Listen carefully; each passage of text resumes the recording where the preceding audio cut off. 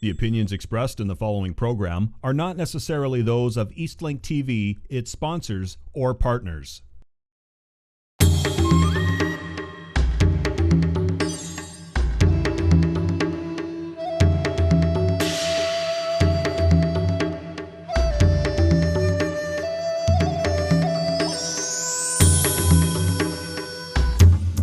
Hello, I'm Perry Campbell, and I'd like to welcome you to this week's episode of Secrets of Martial Arts.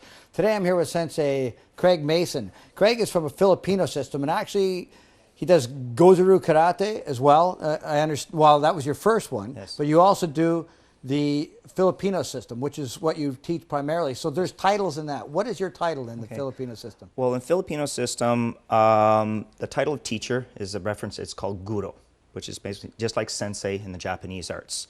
And as you progress in the arts, just like in the Japanese arts, you can get honorary titles at different ranks, just like basically Renshi, Shihan, Kyoshi, etc. So at my ranking at 5th, you get basically Punong Guro. So in terms of equivalency, it's very similar to a Shihan title. Okay, in Japanese. Yeah. All right. I've always been really impressed with Arnis. I've never really, not like you, where you've got the opportunity to go and train, and you travel worldwide to do it, and we'll go into that in a moment. But I'll say that karate one time had a really bad rap in most martial arts circles, and one of the main ones that I don't know that the people gave it a bad rap, the Filipino martial arts, but people who saw the Filipino martial arts and then saw karate. Karate was no good. It was not effective. It was 1, 2, 3, and reality is not like that. It flows. Now, advanced karate flows, but the Filipino art, I'm so impressed. It flows from one technique to the other so well. Can you talk about that? Well, I think a lot of times, if you look, is where the Filipino arts, when my teacher, Tim Hartman, he was the top student of Professor Remy Preces. Professor Remy migrated into the States basically in 1975, roughly, and he taught his art as an amalgamation art. So it was art within your art. So if you were, say, a Goju-Ryu practitioner and you wanted to add some stick or knife aspects, he would add elements to it. So it looked a little bit watered down to a lot of people. But when you actually looked at the core of the art, when you started getting into the advanced material, that's when all the stuff started coming out. My teacher is one of the few that actually teaches it solely as an art. It's not an amalgamation art. He started in Filipino martial arts. That's all he teaches. And now, through his influence through his teacher, he continually adds different aspects of other Filipino systems as well. Now, there's weapons and there's empty hand, is there not? Yes, there is. So one thing that's kind of unique about the Filipino martial arts is you basically start off with a weapon right off the bat. First time you step into a class, you basically pick up a stick. But a lot of the movements that are stick-related can be translated into empty hand, knife, dula, which is short little pocket stick, tomahawk work, a lot of that stuff, because a lot of the movements are very universal. Okay, so you start with a weapon, and then do you practice empty hand as well, or is it just weapons? Actually, we do both. So we have, Prestonis has several core drills. So in terms of single stick, we basically have, which is block jet counter, which is single stick. From there, you learn how to block. You learn how to basically disarm. You learn how to do it against stick against empty hand. We do passing drills against somebody that's trying to take your head off with a stick.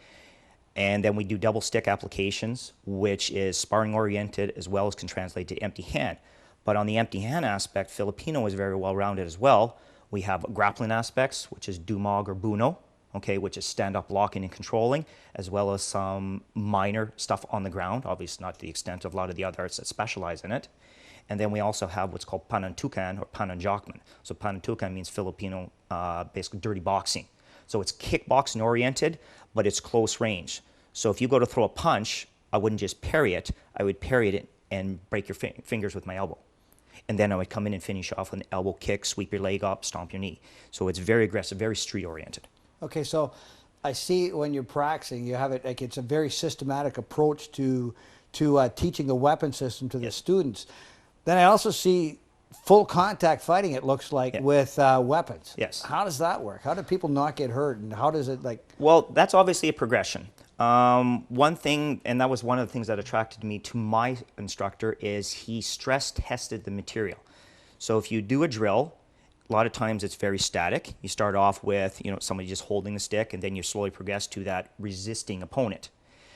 Now put that in a random setting in sparring, then it's like, does your material work? And so we start off our students obviously with the drills, get comfortable with the foundation, the basics, whether it's empty hand or stick. Then we progress into padded weapon sparring. So as they get comfortable, if they want to take it to the next level is basically live stick. So obviously, there's got to be a little bit of a safety factor. There's helmets, there's gloves, there's knee pads, elbow pads, a cup, etc. And that turns into you start really respecting the weapon. So sometimes with a padded stick, you might take a shot to give a shot, where when you get hit with a live stick, you're like, I don't think I'm going to do that one again. I would imagine so, yeah. You also have a sword, right? It's kind of a dull sword, is that? Yeah, we spar with basically dull trainers, basically aluminum trainers. I prefer the aluminum or the metal-based aluminum, basically trainers. The reason is it gives you that feel of knife. Sometimes if it's just a wood or a foam, right. If you have that mindset to respecting the weapon, but if you feel a piece of aluminum touching your skin or hitting you in the finger, it changes your attitude. Well, that's I'm looking forward to seeing it. We're going to come back after a break, and we're going to see some of the drills that Sensei Craig does. Punanguro, and we're going to see some of the training drills that they do to achieve the level that Craig has achieved. So thank you very much for coming. Thank you.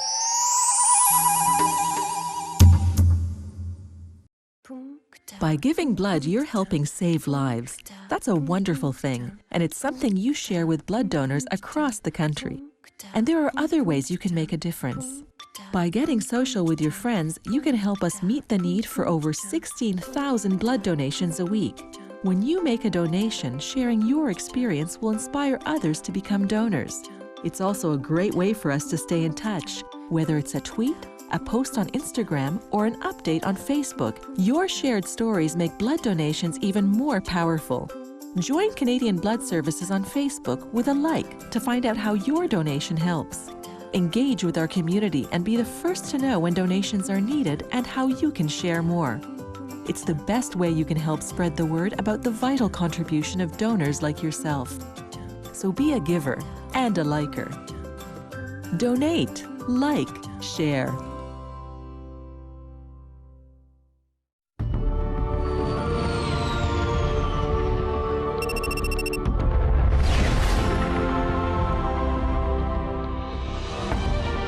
Sector's clear, Captain. Seems that way. But they're here. We have an intruder. 30 meters. 20 meters. 12. 8. 5.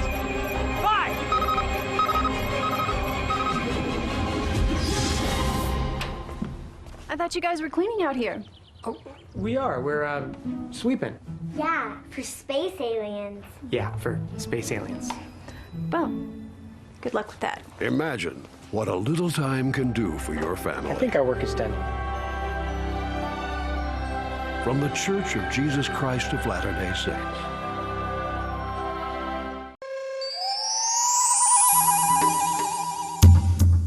Welcome back to Secrets of Martial Arts. We're here with Punanguro Craig Mason, and he's going to show us some techniques, stick fighting techniques from the Arnis system. So take it away, please. Thank you very much. Okay, so the system I train in is Praesis Arnis. So Praesis Arnis is an amalgamation art. It actually composes of basically a family system. So Remy Praesis was the founder of modern Arnis. He had 2 brothers, and he actually subsequently taught his younger brothers. And my teacher was his top graded student in the US. And he basically became very good friends with a gentleman in the West Coast. And from there, we started adding the combatant aspect to what we do as a core. So we actually use single stick, double stick, knife and stick, double dagger, staff, there's whip, there's tomahawk, there's as well as empty hand aspects of grappling, stand-up fighting, knees, elbows, etc. So what we're going to do is we're going to basically demonstrate a few aspects of the core of what we do. So I'll get my students up. So just like every other system, okay, there's basically a courtesy, okay? So from here, we come up, curtsy across our chest, pugai. Pugai means respect. Okay? So just like all the other systems, there's a big emphasis on showing respect and not hurting your partner, okay?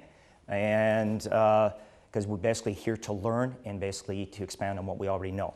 So we're going to start off with the ranges. At a single stick range, basically we have long range. So long range means we can hit hand to hand. I can't hit him in the head, I can't hit him in the knee, but it's basically we're destroying limb. So if I hit the fingers and he drops the stick, he can't come after me. Then there's middle range, okay?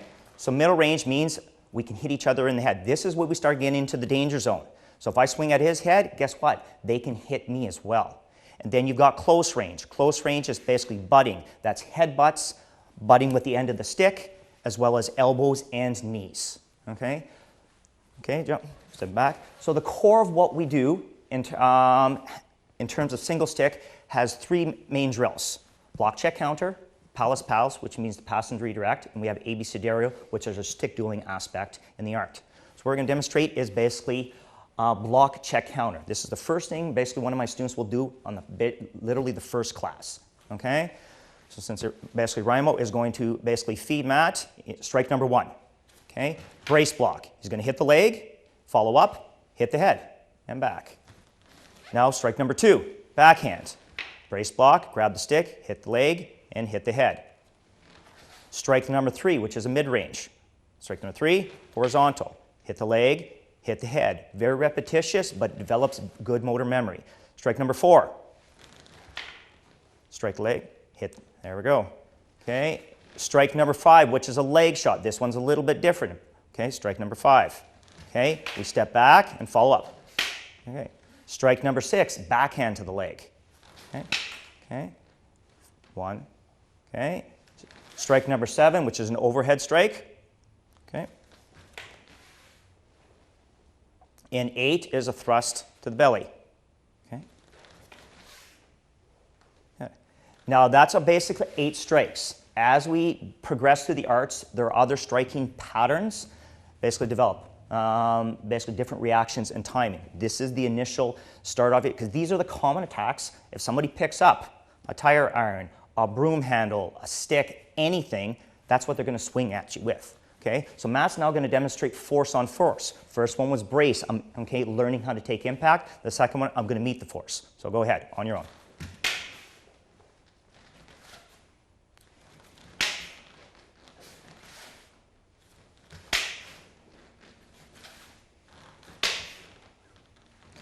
So you notice every time he moves, okay, footwork is very key in everything we do in our system, okay? Everything in Filipino systems has a triangular footwork base to it. If there's no triangles in basically what you do, it really doesn't come from Filipino base. Okay, so that's basically force on force, where I'm meeting basically the impact. Now from this drill progresses into disarming, as well as basically stick against empty hand, because I'm not always carrying around a stick with me. So if you wouldn't mind, Raimo, okay? So Matt is going to basically feed me, okay? And we've got various disarms in our system. So if you strike number one, so I'm coming, hit, and I'm coming out and I'm disarming. And I always follow up with a strike, okay? Strike number two, I'm going to come up here, block and hit, okay? Strike number three, from here, I'm coming up, puño, and hit. Strike number four, and we lock, okay? Strike number, okay, 5, this is always here. Strike number 6, I'm coming up, and I'm following up. Whoop. Okay. Strike number 7, come on here, puño, and I follow up and hit. And, okay, 8, I'm coming up here, and striking as well. So that's the core of what we do. So that's just a small aspect of our single stick, okay?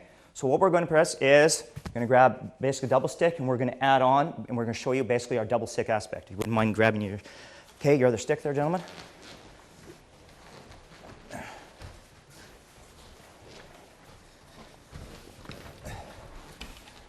All right, so courtesy, okay. So what we're going to do is sinawali. Sinawali means to weave. So basically this is a reaction coordination drill. Start off 4 corners, please, okay. And what this does is develops hand-eye coordination, reaction, and timing, okay. There's a lot of fighting applications to what we do here, as well as Okay, empty hand applications. Okay, single, please. Single, 1, 2. That's it.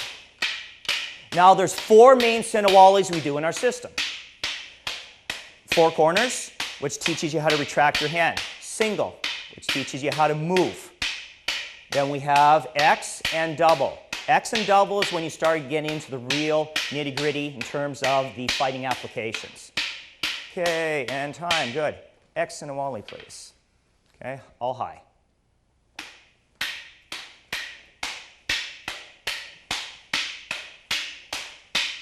All right. High, high, low, low.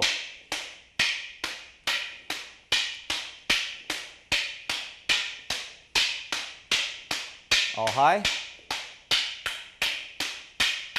Good. And time. Thank you very much, gentlemen. Okay, so if you wouldn't mind, okay. Now, out of the Sinawalis, there's a lot of fighting applications, and there's also basically presets that we do to develop how do you react with 2 weapons in your hand. Because a lot of times this hand becomes, okay, I can grab and control. I have another stick in the hand, I can't. So we have a double spawn module. Double means basically double, where he's going to feed me in random, and we do different types of blocking. Okay, so if he feeds me number 1, okay, strike number 1, and I strike automatically. Okay, strike number 2. Okay, strike number 3. Okay, okay, that's it. Strike number 4. Okay, thrust 5, 6, 7. Okay, here. Now I'm going to hit the fingers. Why? Because his hand is in the hands are in the way. I can't hit his head. Strike number 6, 7, 8, 9. Okay, good. Okay, there. Okay, good. Okay, and then. So what I'm doing, because a lot of times the sticks start to move at a pace that your hand-eye coordination, you're basically moving based on motor memory when something's coming in at you. Okay, so if we go back to basically the thrust to the belly, I'm coming here. Okay, I'm coming here. If he comes over top, I have to move. This is very important. Okay, and move, which is very important. All right, thank you very much. I have to say, that's pretty amazing. These sticks look very deadly to me. Very deadly. And they all translate to empty hand, you say? They do. Everything we basically do, we can take this and obviously modification, it has to do with range. Right. Obviously, when I got a 28 to 31-inch stick in my hand, right, range is different than if somebody's coming in throwing a punch. Or if somebody's trying to hit you with a weapon, I got to close the gap. Okay, so everything is based on angles and movements. Great. Well, we're going to take a break and we're going to come back. We're going to see more. This, okay, like I say, this is impressive. So thank you very much. Thank you.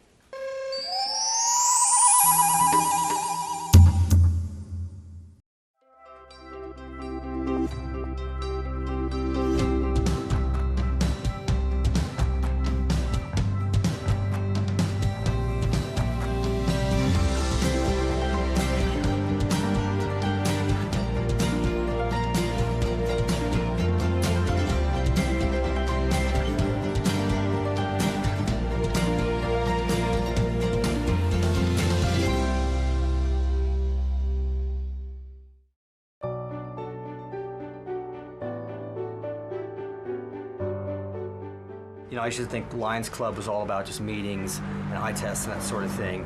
This demonstrates that you guys are big and you're out there, you're willing to help. It's really sad, but we have to help. It's our goal. We are often first to respond. 食料、水、医療、そして避難所を提供し。We're Lions. Can you guess how many fish an Atlantic puffin can hold in its beak at the same time? 10, 28, or 61? Find out at hww.ca.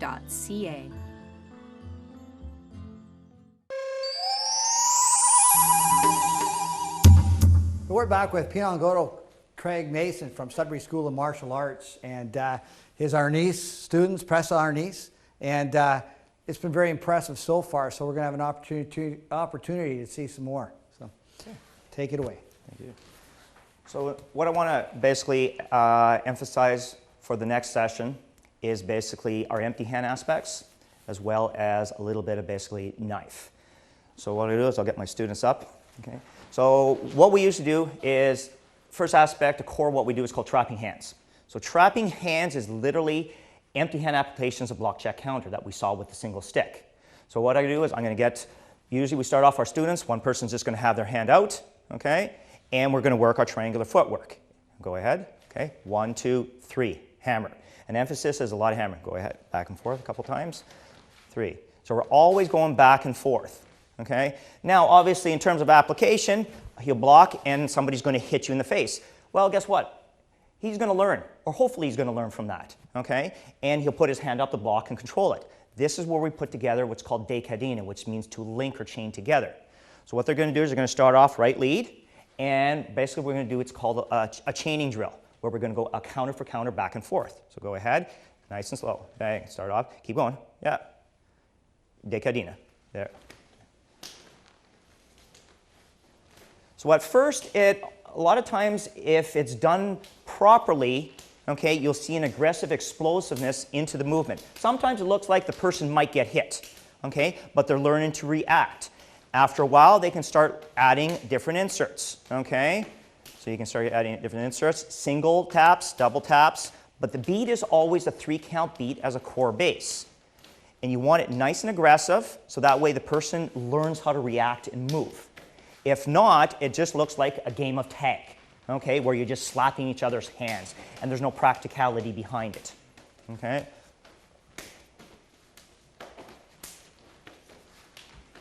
Good. All right, good, and time. So now from that drill, just like everything in Praise Arnis, we tend to build on it.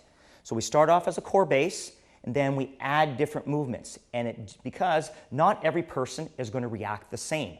So by adding this, we keep on basically changing the reaction, changing the beat, and changing the timing. Now in terms of practicality, there's different aspects to what we do, okay? So I'm going to get, okay, Matt in front of me, okay? So now, if he throws, basically we're going to start off with a right cross, okay? Just a straight punch, right, boom, okay? 1, 2, 3.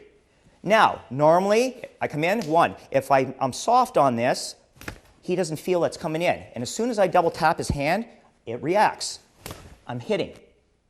Now he doesn't like that. He blocks. Okay? So now what I'm going to do is I'm going to basically come in here and hit.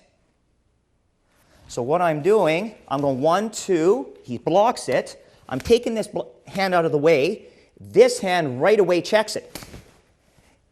Now, if he pulls forward, I hit him in the shoulder. If he doesn't, it's just a cover, because if he throws a punch, my head is already covered. So we'll go to the other side. So again, 1, 2, 3. I'm going to tap, hit him in the neck, hit him in the shoulder, hit him in the neck. All of a sudden, I sweep out his leg, and then I'm following up to finish off. Okay? So everything is based on the way, how is the body moving. Now the same thing can be applied, okay? Go to the other side, okay? Left lead, he throws a jab cross. 1, 2. Here, I sweep out, hit, knee, step, and lock. Okay? So it's the same motion. 1, 2, 3. Come up, hit, bomb, then drive in. So everything is based on a reaction and what's going on. Okay? Now, Sinawali, okay? I'll get you together. Empty hand Sinawali, please. The double stick we were doing, high 5, low 5. Okay? Okay. This actually progresses into empty hand applications. Okay, thank you. Now, it comes in. 1, okay, give me a punch, double punch. Okay, 1, 2, again. 1, 2. 1, 2, 3, 4, and I can move into the exact same application. Now what I'd like to progress on to is the knife aspect. We're going to touch on a small aspect of what we do. It's called EDT, Edge Weapons Defense Tactics. It's if somebody has a knife and the other person doesn't have a knife. So since they Matt, if you wouldn't mind grabbing just single one. Okay, now Common slashes. 1, okay? 1, 2, 3, 4, and thrust to the belly. 5, okay? Very similar to our single stick movements. So if I'm here, I'm going to be always left leg forward, because a lot of times my instructor teaches actually police officers, they always want their weapon side back. Okay, he comes in, I block. But if I block and have my head out, that knife can actually impact me. 1, 2. I'm going to come out here. So he doesn't know what's going on. Okay? Now, I want to control this wrist, and I don't want it close to my body. I can come up and actually strip, okay, and then follow up. Okay? If he feeds me a 2, I block and immediately come in. This is a hyperextension of the elbow. I'm snapping, okay, controlling the elbow. So now, he's a strong guy. All I'm going to do is I'm going to step in and throw him away, throw him over a bench, throw him into wall so I can get out of there, okay? Here, 1. So now I blocked. Now, the energy's coming this way. I want to push my body in. I come up and I hyperextend the elbow and come up, and I can control his arm. Okay, so same thing, 1, 2, 3, and same thing. I can come in here and jam it up, okay? And 5, here, drop. Sometimes this will dislodge the weapon. My body is out of the way. 1, 2, 3, and I can actually come in here and drop him down. Okay. So that is our unarmed against common attacks. So what we're going to do is I'm going to give you a little bit of touch on which is called Cruzada flow drill, which is, Cruzada flow drill is weapon against weapon fighting. So it'd be stick, stick and dagger, double stick, or knife. So what we're going to do, when we were doing earlier, we're doing this X movement with stick. So now I'm going to do it with a knife. He slashes 1. Here, I pass. 2, I pass. 3, see, I pass. 4, I pass. 5, I pass. And here, that's it, okay? So now, this is when I'm far away, because if he's too close, I can get cut. So when he comes, okay, I 1, okay, I 2, 3, 4, 5, and last one, here, okay? So now the idea behind that is developing distance and range. Okay? If he comes in really close, I got to block it here. Why? Because the crossing is going to pass it into my neck. I come here, I come up. Okay? Same thing. Number 2, I come out here. 3. Okay? Why? Because I was far away. I was able to do the cruzada. Okay? Poke. Okay? And last one, here. I'm coming up and cutting. So everything we do has a reaction and a reaction. Well, thank you very much. That was just so impressive. I mean, the realistic aspect of using the weapons, it's deadly. The weapons are deadly. The knife is deadly. So I want to thank you very much for bringing your group out. The Sudbury School of Martial Arts, where can they go to see you? If they... Basically, I'm located in the South End at 491 Esther Street. My classes are basically Mondays and Wednesdays, the core material. Tuesday nights, we do basically weapons only, which is sparring and sparring-oriented drills. And I have a website, ssomacanada.ca, so check me out. Well, that's great. Thank you very much for coming, all of you. It was just an amazing show. Thank you.